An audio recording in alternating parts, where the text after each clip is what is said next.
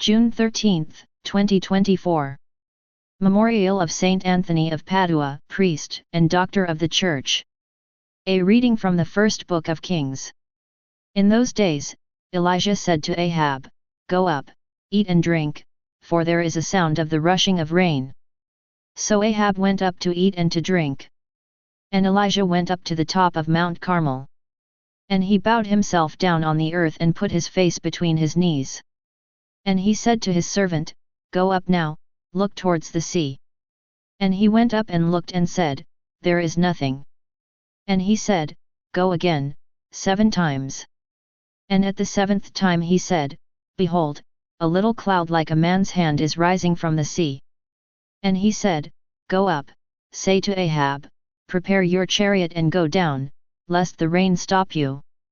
And in a little while the heavens grew black with clouds and wind, and there was a great rain. And Ahab rode and went to Jezreel. And the hand of the Lord was on Elijah, and he gathered up his garment and ran before Ahab to the entrance of Jezreel.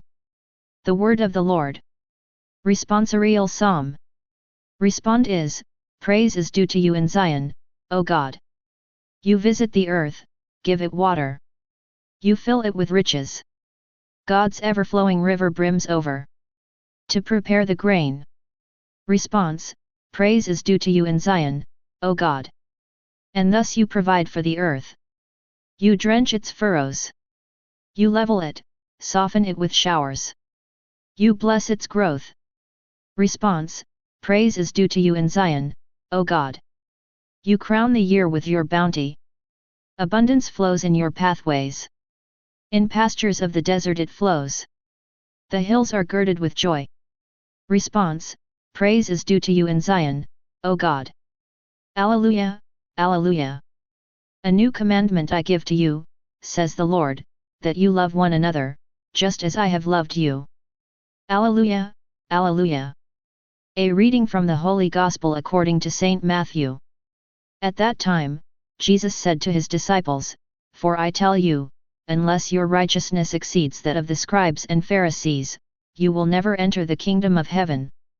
You have heard that it was said to those of old, 'You shall not murder, and whoever murders will be liable to judgment.'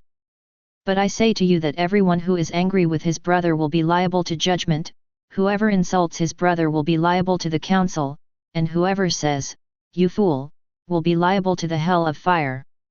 So if you are offering your gift at the altar and there remember that your brother has something against you, leave your gift there before the altar and go. First be reconciled to your brother, and then come and offer your gift. Come to terms quickly with your accuser while you are going with him to court, lest your accuser hand you over to the judge, and the judge to the guard, and you be put in prison. Truly, I say to you, you will never get out until you have paid the last penny." The Gospel of the Lord. Reflection. Thursday, 10th week in Ordinary Time.